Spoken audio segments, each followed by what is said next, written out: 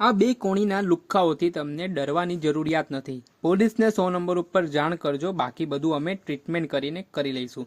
આ શબ્દ છે સુરતના ચોક બજારના પોલીસ ઇન્સ્પેક્ટર વેવી વાઘડિયાના, જેમણે અસામાજિક તત્વોને ખુલ્લી ચીમકી આપી છે અને સાનમાં સમજી જવા માટે પણ જણાવ્યું છે.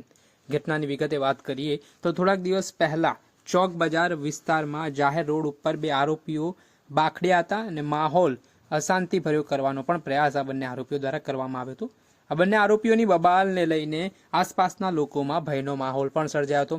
ત્યારે આ જે અસામાજિક તત્વો છે તેમની હેકડી બહાર કાઢવા માટે ચોક બજાર પોલીસ સ્ટેશનના પોલીસ ઇન્સ્પેક્ટરની સાથે તેમના સાથી કર્મચારીઓ દ્વારા આ બંને આરોપીઓનું જાહેરમાં સરઘસ કાઢવામાં આવ્યું હતું. સાથે જ આવી રીતે બેફામ બનેલા અસામાજિક તત્વો હોય, લુખ્ખા તત્વો હોય, જે વિસ્તારમાં આતંક મચાવતા હોય, તેમને સાનમાં પણ સમજી જવા માટે કહેવામાં આવ્યું છે.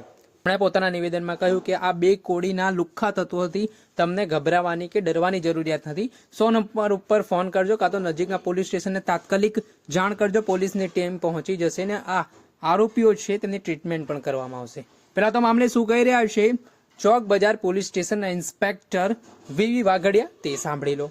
આ બંને કાલે બબાલ કરેલી હતી, એના આરોપીઓ છે. આ જાગૃત નાગરિકે ફરિયાદ કરી એ બાબતે તુરત જ કાર્યવાહી કરેલ છે. આવા કોઈ લુખાઓથી ડરવાની જરૂર નથી. બરાબર, ગમે ત્યારે 100 નંબર અથવા તો ઇમિડિયેટલી પોલીસનો કોન્ટેક્ટ કરી શકો છો અને સંપર્ક કરી શકો છો. આવા બે કોડીના લુખા વાટોથી કોઈ ડરવાની જરૂર નથી. અમે તમારી સાથે જ છીએ.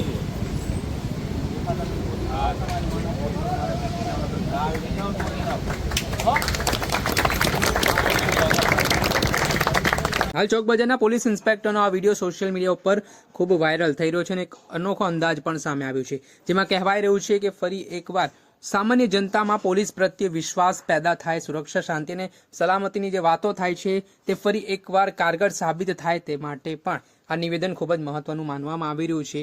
તેને જ લઈને આ છેલ્લા ઘણા દિવસોથી ગુજરાતના જુદા જુદા જિલ્લાઓમાં પણ જે અસામાજિક તત્વો હોય, જે આરોપીઓ હોય, તેમનું જાહેરમાં સરઘસ કાઢવામાં આવી રહ્યું છે અને આરોપીઓની શાન ઠેકાણે લાવવા માટેના પણ પ્રયાસો કરવામાં આવી રહ્યા છે. ગુજરાતના ગૃહ રાજ્યમંત્રી હર્ષ સંઘવીએ પણ પોલીસ અધિકારીઓને આવા આરોપીઓને જાહેરમાં તેમનો વરઘોડો કાઢવામાં આવે તે પ્રકારનું નિવેદન આપી ચૂક્યા હતા અને તેને જ લઈને હવે જે અસામાજિક તત્વો હોય, જે લુખ્ખા તત્વો હોય, જે આરોપીઓ હોય, તેમને એક બાદ એક સજાના ભાગરૂપે તેમનું સરઘસ કાઢવામાં આવી રહ્યું છે.